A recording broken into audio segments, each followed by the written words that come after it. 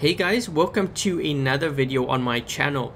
In today's video, as you may have guessed from the title, is what do you do when you drop in only to see a wave of Ancilots headed your way? In this game, that is pretty much what happened. I was running with my clan. I dropped in with my butch trebs, unfortunately, only to notice a wave of Ancilots, headed down the covered bridge. There was a Griffin to my right, which I focused on, but once I was done with him, I turned my focus back onto the Ancilots. My thinking was at the time to at least use my trebs to weaken their shield, so my teammates could deal with them, or to hit them from the sides when they weren't facing me. What players need to understand though is when it comes to the Ancilot build, you actually don't do any damage unless you break their physical shield first, or you are able to hit them from the side or behind when they aren't looking. In my RDB video, which I released recently, there were a lot of comments about Tulumbas and Pins being overpowered, but in high level play, I think it's actually needed in order to deal with the Ancilots being used, especially in clan play just like this game. The whole rocket mechanic, I think, has actually opened up the game in terms of variety, because before update 2.9, the RDB wasn't even able to do any damage to an Ancilot. The Ancilot, or the Ancil shield, completely shut out an RDB Griffin. The Death Button Griffin with Orkans, more often than not, that wasn't even enough, because the shield would block most of those Orkans and Pinatas, so you were in trouble then as well. The game at that point was starting to turn into a pay-to-win scenario, and that's why I was so concerned at the time. The only way for a player to compete then was to run a Lancelot with Ancil or Galahad. The Fury was out of the picture because the Ancil completely shuts out the Fury Trident. So if you think about it, you would actually need 5,000 gold for the Lancelot, and I believe it's an additional 1,500 for the Ancil just to compete, and that's only one build. Players in Champion and Legend League were running 4 or 5 of those builds. So while I do have an Ancilot, many don't, and this is why something needed to be done, and why I was so concerned about the game at that point. The game that we have now with the whole new rocket mechanics has actually created more diversity in a player's hangar.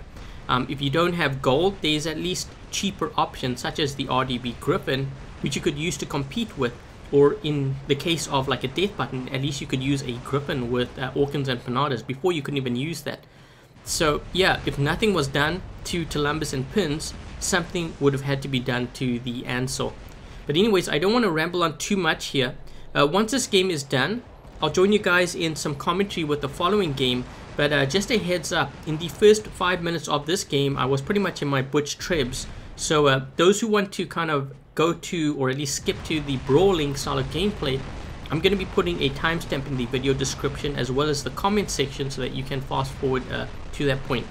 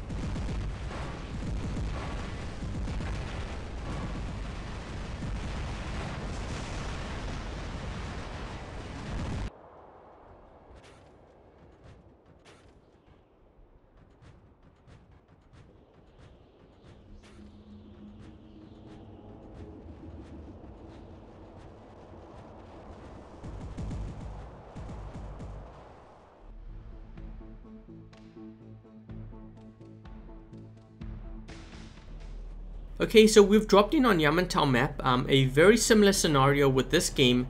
My thinking was at the time to run a Carnage Thunder down the covered bridge to knock down all the Ancil shields so that my teammates with RDBs could take them out.